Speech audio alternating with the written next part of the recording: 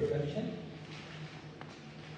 So today I'm going to talk about post-kidney transplant complication and their management. This is a very extensive topic, so I have tried to cover it in 30 minutes slot.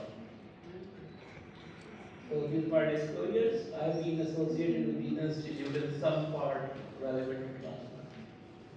So as we know, end-stage kidney disease is associated with significant mortality and morbidity and cost. So kidney transplantation is the best treatment for our end-stage kidney disease patient.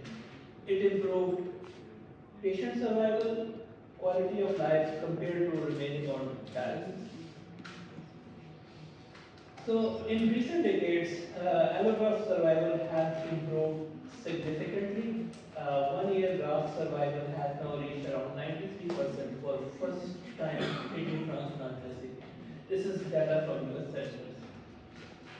So what are factors which have improved this outcome? It is effective immunosuppression, low rate of, which has resulted in low rate of acute rejection, and which has impacted or resulted in better long-term graft and patient survival. So mainly there are three types of complications after kidney transplantation. Surgical, medical, immunosuppression. I will just briefly touch about surgical complication and talk about important ones, but our main focus will be on medical and immunosuppression.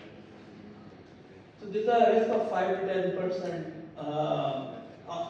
surgical complication after kidney transplant, which is more commonly related to immunosuppressive drugs.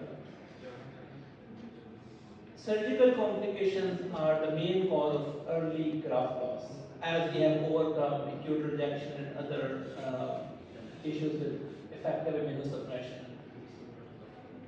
Main surgical causes include vascular complications, urological and surgical site. So major vascular complications are hemorrhage, which is increased in people who are already on some sort of anticoagulation. You'll see sudden drop in hemoglobin, and it requires urgent attention.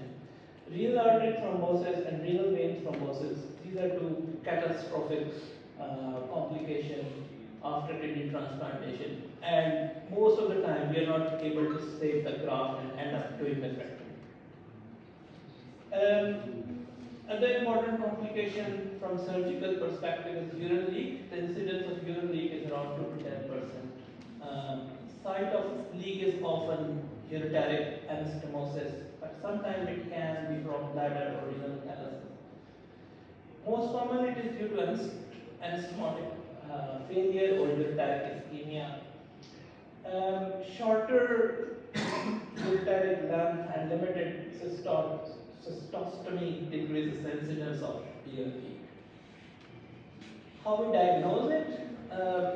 You'll see rise in creatinine on biochemistry, swelling around the allograft site, fever. Biochemistry of drain fluid is important. Any of the fellow know which biochemistry results we are looking in drain fluid? Creatinine, yes. So the creatinine will be of similar range as urine, because then you always have to do serum creatinine and urine creatinine together. Diagnostic tests include ultrasound, nuclear scan, and sometimes cystogram. Management is for minor leak, use PCN creatinine and stenting. But I think most of the transplant program they already use a stent just to prevent the urine leak. Surgery is indicated in majority which require reimplantation of ureter or using the native ureter. This is a nuclear scan showing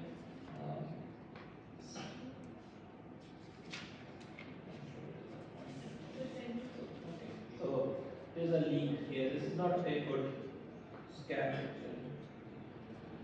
So other important surgical complications are wound dehiscence. We see around 3 to 5%, and this will be some sort of serous discharge. CT scan will reveal deficient effect. And obesity is one of the major risk factors for wound dehiscence. So it's managed best by surgical exploration and require wound closure.